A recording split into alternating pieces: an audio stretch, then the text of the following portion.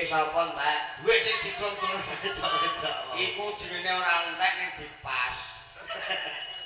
Oh, ora ape nyawer entek 200 wis 150 ae. Sesuk sing 50 diweno putune. Tak lalu kula sisan ngono ya gak yo geger. Ya, kaya ngono ora ngono bocah omong jare sing edan iki ngono tak kowe. Aku tak balik aku. Kowe kabeh balik piye? Iki lho dadi lagune. Santai ah. Santai, Bro. Santai ku piye wong kasih sing di omah kok nak santai kok ora. Kowe wae kepajaran. Pajaran piye alon-alon lho to, sundra tentara kabeh. Tentara, seragam ijo. tentara bedil dasem. Pira, Mbak? Tong. Gara-gara bojoku lunga, awakku iki tambah nelongso, turu ijen tanpa kanca, wayah bengine ndang rasa.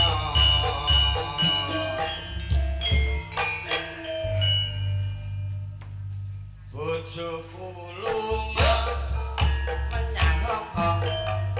3 taun omahe gedhong, mobil mewah masak gentong, tegal sawah selikur enggon.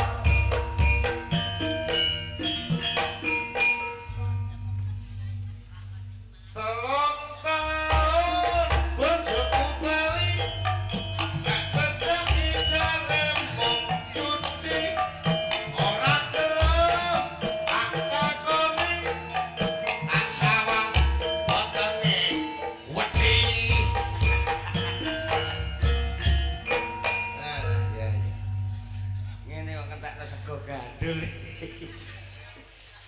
Ora ngono dudoh iku mang dudoh gandul sing buteli plastik iku mang atusan lho.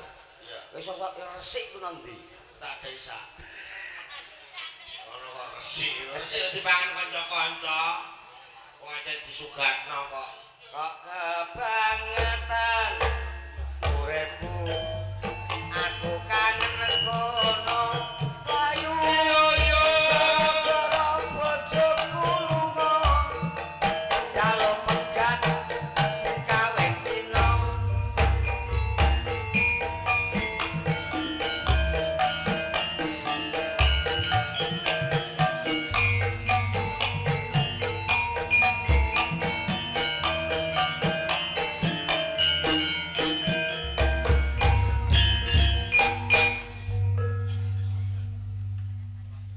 Gara-gara bojoku bali, aku tambah seneng ati, turu wong loro ana sing ngancani, saben dina iso latihan poli.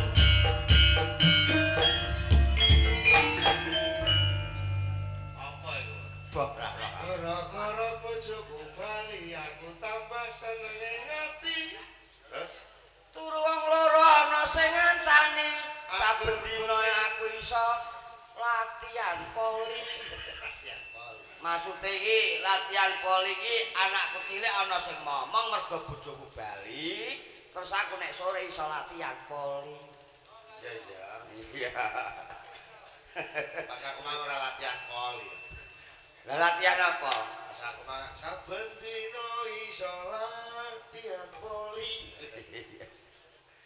Bojoku bali saka Hongkong, Terus lah omahku kok ajeg doyong, mobil mewah, mobile uwong, tegal sawah padha gemblong. Maksudnya Jion bojo bali saka Hongkong omah macet ajeg doyong, mobil mewah, mobile mobile wong tegal sawah. padha gemblong. Sing kok pamer napa terusanmu barang dhewe kanggone wong kabeh. Lah yo jine walike lagu kok. Wali iya terus no jajal apik iki. Lah yo malah bingung ya aku kaya. Kok kebangetan. Kok kebangetan piye? Iya iku mangono lagune. Bojoku bali saka Hongkong. Bojoku jebule pembohong. Terus Yen disawang ketoke sombong.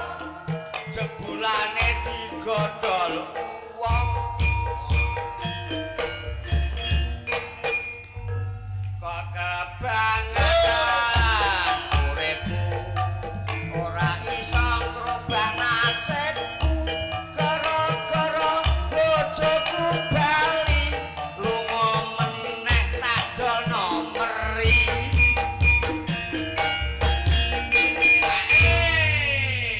Mesti ngamuk perkara bali nang gone aku dol meri ngono. lumrahe wong balik kok nyambut gawe ku sukses ora malah budal nek mbok dono meri. Lah wong ndekne ngapusi aku jebule digondol wong ngono kok Mbak Paijo. Ngono. Wong lagu kok mbok debat iki piye? Ora debat. Lah piye? Bojomu iku ora apik nek ngono. Ya ora apik ya piyai kene. Alhamdulillah Mas Gendut. Ya. Ganipun Bapak Suparman nimbali siswa budaya. Iki maine ketoprak mang wiwite sore. Jam 8 punjul 14 menit ketoprak wis gambyong utawa serimpen. Ini ki ya padha karo daerah keben ya padha. Ya wenenane. Wengenane setengah 9 serimpen. Ya. Terus rampunge setengah 3. Lah iki kok iso ora iso, wong iki kanggo pelanggan kanggo Pak Suparman. Aja setengah 3. Jam pira? Setengah 2 dirampungi. Dadi iki bareng-bareng medhone. Wong kono setengah 4 kok kene malah setengah 2 mbok ngebari. Setengah 2 iki rampunge dagelan, kok lakone ditutupno padha kaya nang daerah keben kono. Nganti setengah 4. Nah, ya aja no nganti setengah 3 utawa jam 2 seprapat. Kono kene ketoprak bendina kok. Ngono mulane ya alhamdulillah sementing awake sehat. Bapak Ibu tamu undangan isih kersa mirsani siswa budaya. Didongakno pisan ping pindho muga-muga sing mirsani kene didongakno munggah haji kabeh. Amin, amin, amin, amin, amin. Ngono dongane kudune ngono. Semono uga kowe, Pak. Oleh ndongakno masyarakat kene supaya dadi haji. Kiai kene ya melu ndongakno kowe. Balik dongakno. Iya, muga-muga klenteng ya dadi haji. Haji mabrur. Haji ngantenge. Iku ora maling goblok. Kowe dadi haji yo bayaran pira? Haji larang. Wah, aku ndek ben wis daftar. Kaji. Daftar puskesmas iki wah. Lara kowe. Oh, daftar puskesmas ning alhamdulillah dungane biaya kene 2 tahun melu siswa insyaallah aku sesuk mari tanggapan sawal abet besar ape ngulon. Ngulon munggah haji. Purwodadi. Waduh ae wong kuwi ora masalah haji ya kudune ngerti agama, kowe ora tau ngerti agama blas kok. Kok iso ora ngerti agama aku gak kepung edan. Kowe tau sembayang. Ya tau no. Tau sembayang kok wong desamu iku nang gone alas desa Majo Kutha. Lho hubungannya apa aku sembayang karo omahku tengah alas? Imam tengah alas ya ono hubungane nek adat jak ora krungu. Ya krungu. Lah nek iso krungu. Aku yo banter-banter kok. Ora krungu lah. Ora gek ndungi iki adat nek banter-banter. Oh iya no. Ora ana nggon aku adat ya biasa Allahu Akbar ngono. Lah iya. Ora ana adat nek banter. Maksudnya ke suarane tek ketek. Ngono nyok. Ora tuwek tak suwaduk. Kowe tau ngaji. Lah aku ya sregepno wis tuwa. Lah sembayang nyatane kowe kulino sembayang iki aku ngerti kelingan nang masjid nek malah ora ning jero. Gini ya. Malah ning jaba lha apa? Ya kebek kok. Kebeng ning jaba ya bingung no kowe. Lah nek bingung. Lah ora krungu suarane imam. Ya krungu wong imam nek aku nganggo speaker. Nggonku ranto. Lah nek ranto. Nggonku imam nggo speaker nek rukuk gak pating grandul. Nek pating grandul. Ya speaker. Apa tunggal atane banter. Ana sunane lho. Ana sunan. Karo kowe lek sembayang ndara kondang aku. Lah kok iso kondang kowe? Kondang pe aku sembayang jamaah bendina. Lah ya bendina kondange nang ndi? Lho aku sembayang sak ngarepe imam. Lho. Gak kondang. Ora ana ki sing edan. Edan lho kowe. Ning dia sembayang kudune samburine imam. Mah. Lho kok mah?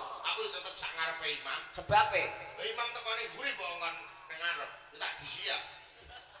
Iki piye iki kok mbok selip iki imam mbok selip iki. Lah kok arepku wong tekone kono keri wong arepku golek ganjaran. Ya salam dhewe keteko sik ah. Imam cek keri ya cek ora aku ya tetep ning ngarep. Kandha sapa nyatane ndek mangkok mburiku kok. Lho. Wong tekone dhisik aku kok kon mangkok ning ngarepku. Iki imam sapa iki? Lho imam bonjol. Oh imam sapa? Imam tanggaku napa imam tanggamu salat Sing mimpin sembayang lho Mas nang ngarep. Sing mimpin salat sapa? Lah sapa? Lho sing mimpin sekolah ke imam iku piye lah? Lah sapa? Mbak Ramli. Ning ngarepe Mbak Ramli dudu imam kok imam sapa? Wong imam mangkok mburiku kok aku ning ngarepe imam. Lho iki imam jeneng wong ta ya? Ora jeneng bulus. Imam ora imam jeneng wong. Maksude sing nang ngarep iku jenenge imam ngono lho Mas. Alah sing goblok iki kowe. Lah iso goblok ku piye? Ning ngarep kok imam ning ngarepe Mbah Ramli kok. Aku mangkok ora melok sembayang ning nggonku kok umuk. Iki dagelan kok stres iki piye? Lha ketunggal kowe edan. Oh ya tau sembayang iku iso tenan piye? Lha ora iso. Prakteke piye? Lho sembayang nek jalan gampang jalan sing ngarep. Sing arep piye? Lho sing ngarep entak entak sing ngarep piye aku melok anut. Lah prakteke piye? Lho praktek sembayang jalan ngono kae lho. Angger sing ngarep dadah. Aku terus melok dadah. Dadah matamu ngono kok. Wah ana sampe kok dadah iki. Ora tau ngaji ngono kok. Aku makane ngomong karo wegah. Kok dadah iku piye? Lah ya. Ora kok. Dadah matane iku. Iku jenenge ora dadah. Iku jenenge kok ora dadah apa? Iku jenenge takbiratul ihram niat sembahyang Allahu Akbar. Jenenge awile ngono. Iku jenenge takbiratul ihram goblok. Nek bar takbiratul ihram terus lah apa? Sendakep ngono. Sebab apa kok sendakep? Anyeben. Lho. Iso sembahyang ta ora? Kok sendakep kenapa sendakep yo anyep wong salat subuh. Kowe nek ora iso sembahyang, ngaji sing temenan, aja takok aku, ning takok karo Pak Yai. Oh, ngono. Kok iso sembahyang ora tata kok dadah udele kok iku. Oh, kalah karo Kyai kene. Kok iso aku malah mbokmu aku anut sing ngarep kok mbokmu. Ya mesti ate sing arep mosok takbir kok dadah ya ora ono. Iku jenenge ora roh karepe, ora roh maksute. Kaya kowe roh ae lah. Lah aku ya jelas roh no. Lah yen kowe roh tenan saiki tak bedheki. Bedheki apa? Wong urip ning alam donya iku besok munggah swarga apa neraka.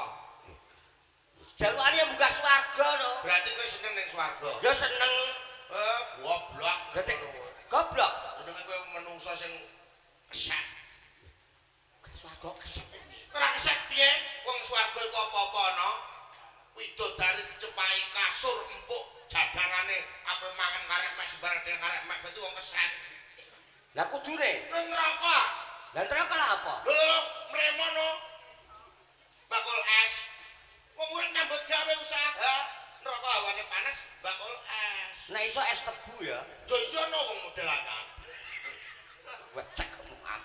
Ora tata. Ora neraka kok premo lho. Oh, glukutna wong padha-padha. Kowe urung rono wis kobok ngomong kok iso. Wong padha-padha ora godake sembayang nek mlepuk. Sing dijaluk kahanan donya, swarga, ngono iku pestine karo sing gawe jalukane kaya ngono iku mau Mas Gendut. Oh, mula pinter ya penting. Oh, ya pinter aku. Awas sehat ya penting. Nek pinter aku ya pinter. Pinter apa kowe? Apa-apa gak iso kok pinter. Nek perkara pinter aku mau kalah karo kowe. Pinter aku ah. Kurang pinter piye aku? Piye pintere? Lho, iki mbahku njuk dhuwit ra tak kei. Iku jenenge ra wong pinter. Iku jenenge wong medhit. Kowe nak takoki nek kowe pinter, bedane apa wong sugih karo wong melarat? Wong sugih karo melarat ora anggere wong sugih duwe akeh nek melarat ora gablok. Ya ora no. Nek wong sugih iku klambine apik, nek wong melarat klambine elek. Ora. Nek wong sugih bojone ayu, nek wong melarat bojone elek. Dudu. Lah wong sugih karo melarat bedane apa? Bedane iku asline iku padha ning carane ngetarani sugih karo melarat. Iku suarane entut. Aku agak krungu iki. Andani kok. Mosok bedane wong sugih karo melarat perkara entute? Wong sugih karo wong melarat ku nek ngentut iku beda-beda. Nek wong sugih sing entut tut sisihe sandine ngelokno. Pripun, Pak? madarane lega. Saumpama Sing ngentut wong sugih. Saumpama aku lurah sugih. Heeh. Aku ngentut mak. Duh. Heeh. Ngelokno kancane ngelokno, pripun Pak madarane lega. Lah wong sugih. Lah nek delalah kere sing ngentut. Sing ngentut wong melarat. Ya aku melarat Ngentut jut. Terus Ya dilokno. Piye? Sing mbok cekek iku apa? mosok ngono. Ya kandhane kok iso. Lagi dolan sak dolan nek sing dolan wong sugih. Ha, pane dhe mara mangga winara. Kene lho, Dik. Gen wedang kopi wedang jahe. Cepakno kursi dicepakno kursi kon winara. Nek sing dolan wong sugih. Nek sing dolan wong melarat. Dolan wong melarat wis kono sapa iku karo rene. Ah, paling HP utang dhuwit. Lawang gak ngarah dibuka Ya ora ngarah dikancing sing kenceng ngono kok ya. Ya nek pas aku nek entut ora bedakno wong sugih melarat. Lah bedakno apa? Nek rumangsaku buku sing tak waca entut iki bedakno sipate menungsa urip ning alam donya iku lagi bener. Nek perkara sugih karo melarat zaman saiki ora. Lho, lah kok sipate iku piye kok sipate? Lho entut iki nek mbok bedakno, swarane entut iki lho. Wong iki sipate piye, kepribadiane piye kena dideleng. Dadi sipate Siji wong sing penggaweane iku seneng weweh. seneng weweh ana, wong sing jujur, Wong sing medhit ana. medhit ana. Wong sing jujur ora tau bodoni ya ana. Ngono. Iya, contone swara entute wong sing jujur ora tau ngapusi. Sampoma aku ngentut. Duh. Tangga kiwa tengen dalak. Sing ngentut sapa? Gageran aku ngaku. Aku dhe. Mergo ngakoni. Berarti ku wonge tanda-tanda wong sing jujur. Dhewe. Lho, iki lho wong jujur tenan. Jujur aja aweh. Lho, ana neh, Pak. Swara wong sing medhit ya ana neh. Piye nak medhit? Entut ae ora ngarah nek ditokno suarane nganti ngene.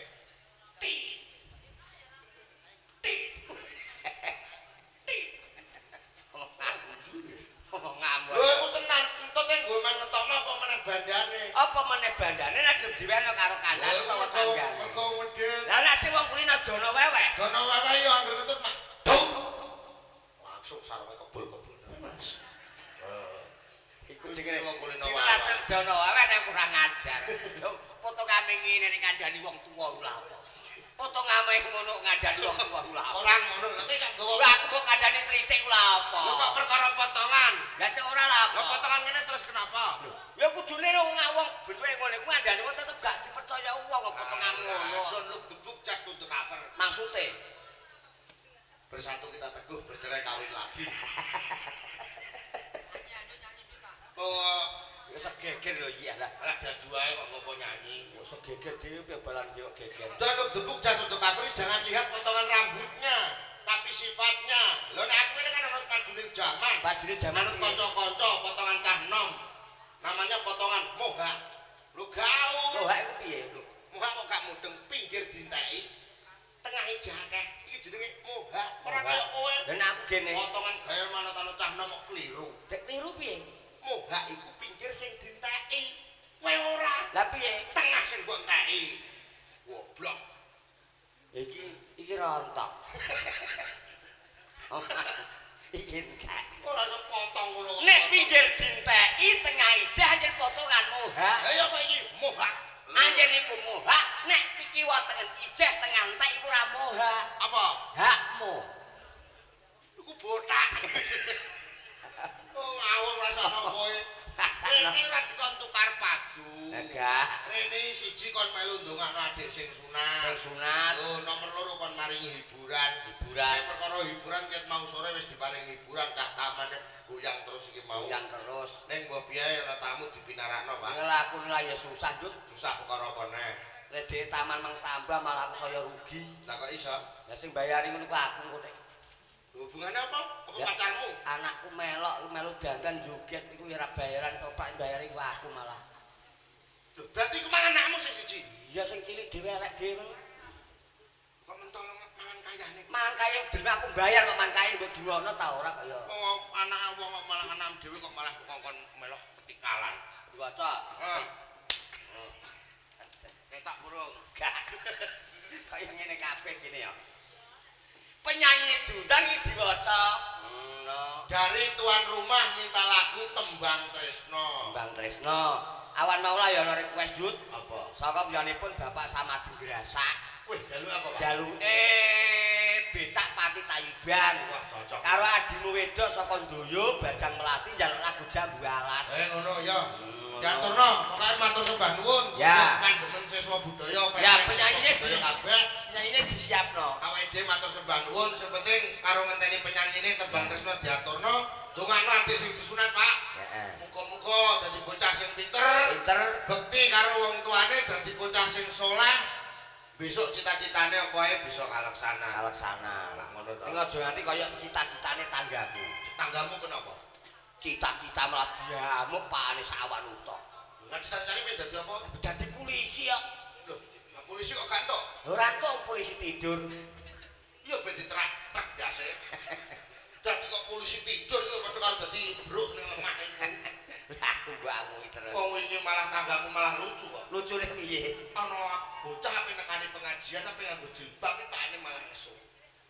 Pakane tak jutosane nek Terus jono. jotos yo kowe iku. Lah nek ate ora entuk piye? Lho anake lanang kok. Lho. Iya, nek anak lanang jilbab kono alun-alun juwana. Mas. Waktu balik polisi kok polisi tidur. Tembang tresno diaturno. Penyanyi sik karo ngenteni penyanyine. Penyanyi sono kene ndang metu kok ngopo? Lah, penyanyi tak. Penyanyi manja. Penyanyi ini bentuknya kademen. Ates anyep. Penyanyine ganti, Pak. Ates. Tak kira sing sitok layak mandae tak delok nek iki. Ates, Dik. Balerina ya, artis Mbah. Dadi keloni wong loro. Ojo to. Dari ates kok. Masa atus ngene. Lebih ya artis. Dek kenane tanggaku ates ora muni ngono. Piye? Atise. Lanang ku. Wedok yo ngene. Ana panjenengan saking tuan rumah jaluke tembang tresno. Tembang tresno. Diaturno. Iki penyanyi saka ndi? Aku ora disiarno kok. Ditakoni to, Pak. Takon Dek. sampeyan. Jenengmu sapa, Dik? Dalem Mbah. Ayo ngene lho. Aku sak benere ya takon apaan. Ane kowe jeneng sapa? Piye to Mbah? Iku yo ngawur. Lah piye? Dagelane nek ning dhuwur panggung iki derajate padha. Padha. Mas yo wis tuwa karo nem nyeluke kudune ya Pak utawa Mas. Utawa Mas. Dagelan mbok celuk Mbah. Dagelan kok celuk Mbah. Oh gantu ya. Wanto yoyot. Loh. Kok malah ya ketuwek. Dia malah tuwa nek. Coba aa. Iku ning guri ku. Aa lho. Aku bengi kok mau angkel. Kamu iso teko aa iki. Dogelan kok muni ngono. Kalau aku Lah salah. iku iki. Ayo kan Aku elah gak apa-apa. Teriman ya Mas. Malah penak iso kenter ning kali. tembang tresno diaturno kunjuk sinten ingkang sami mesani siswa budaya bengi iki. Apa? Dikai hadiah karo Pak Suparman niku ketoprak rampung aja nganti jam 2. Lah kudune jam piro, Pak? Ayo aja pokoke aja nganti luwih jam 2 rampunge ketoprak, mergo ketoprak kene iki wis bendina, sing penting ngacake sore. Ngono. Ya no, mula hadiah kanggo siswa budaya sebabe sesuk nimbale jadoh. Ning Demak. Ning Demak terus ning Demak terus nimbal neh, Dut. Nanti, Pak. Singapura. Kurang adoh, Pak. Jepara mesti jadwale takon. Ayo, Duk. Tembang tresno.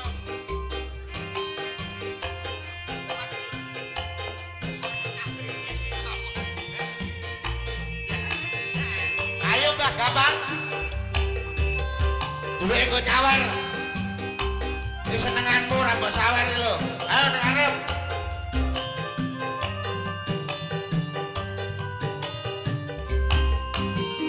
Yo. Pada suryo nanging peteng mripatku sinar rembulan nambari susah hatiku tresno sing tak jogo ngomong kanggo sliraku nanging nyatane aku menghapusi Yo.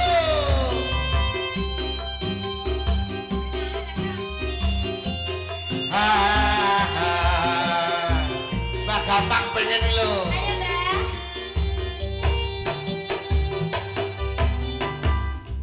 jange surya nanging peteng ning mripatku sinare rembulan nambahi susah ning atiku tresno sing tak jaga amung kanggo sliramu nanging nyatane aku mbok apusi Sepurane ya Mas Gun.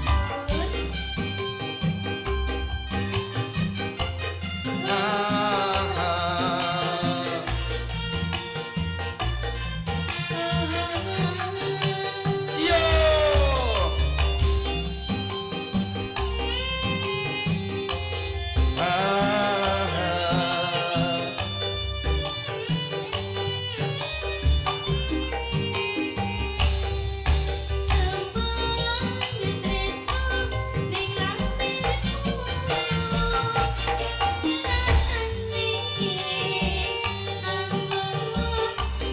Among semu janji tresno marang aku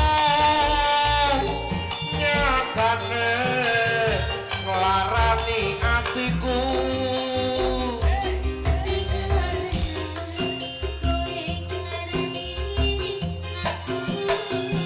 tega tenan kowe ngapusi aku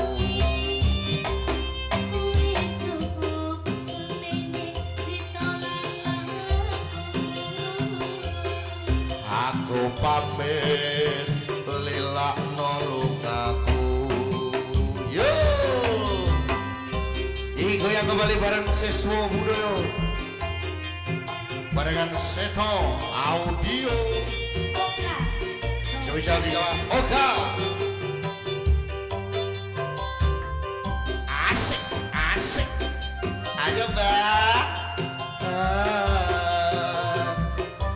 dah gampang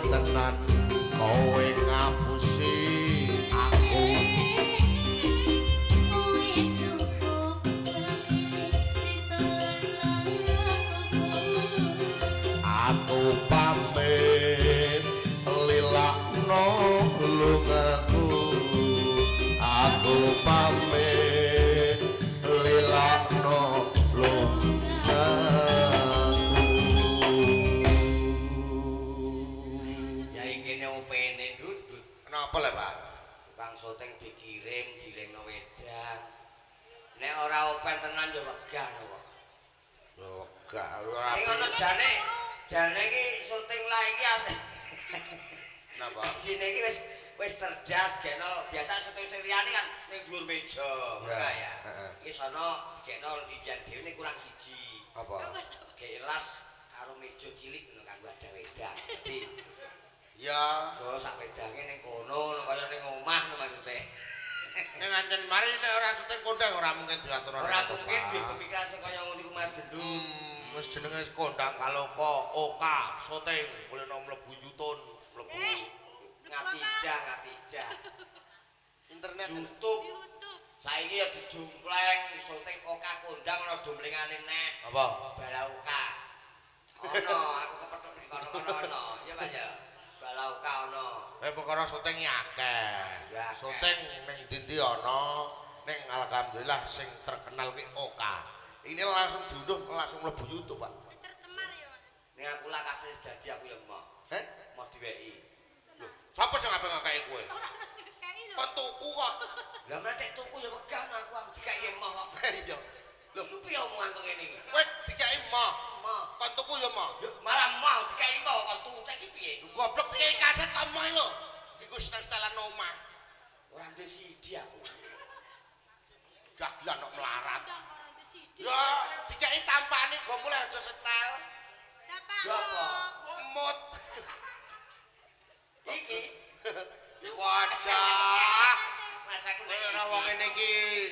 aja rek. Iki penyanyi anyar iki. Penyanyi anyar. Rayar. Dalem ndi Dik? Mang urus sida takon. Lagi tekon. Ya mau urus sida no Dik. Tak kira gak sido lah. Sida jenenge sapa? Omahmu ndi? Katok nomor piro? Kok tekan kathah lho. Takon tok ora Bene sisan ora. Gak usah wis apa lho. Jenengku Pak, jenengku Ken Tantri. Ken Tantri. Artis kok Ken Tantri. Lah sapa? Lah iya artis Ken Tantri pantes. Lah kowe dagelan kondang kok Klontok. Klenthek. Pantes ya Mas. Lenteng jenenge Islam kok. Kok iso? Lenteng Sahrondi. Tegese Sah ku palilah Rondi sangridani Allah Subhanahu wa taala. berarti jenenge Islam. Islam. Jenengku ya Islam. Jenenge Islam. Iya. Sapa? Gendut alhamdulillah. Wa syukurillah. Ayo gendut Terus? Fatihah. Digecek modar lah. Ya, cocok iku. Iya ya.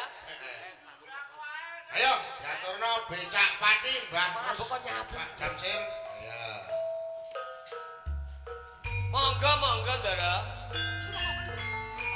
Iya iya. Nananane. Ya.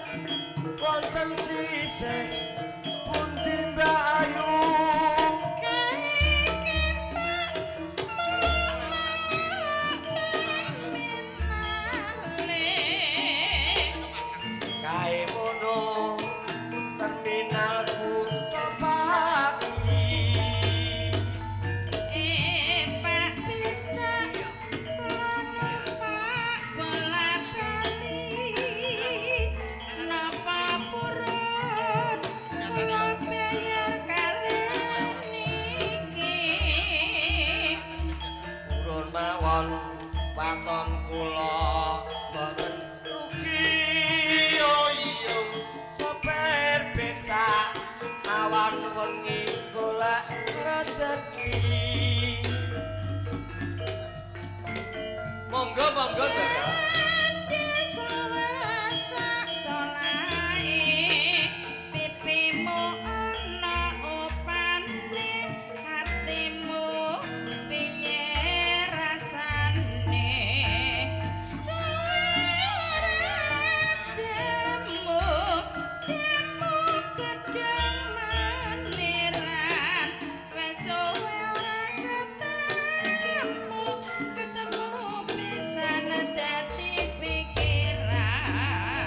Suwe ora tau jamu Jamu apa? jamu pisan kodhong kenanga wis suwe ra nate ketemu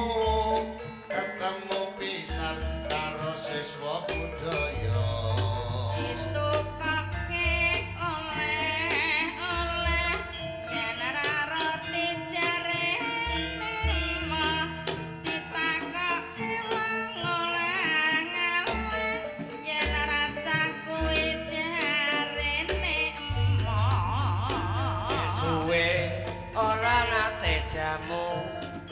jamu pisan godhonge tela wis suwe ora ketemu pisan aja nganti gawe gelo Kidul gunung plerake sempel lara kuno padha nglereki kidul monggo Ndara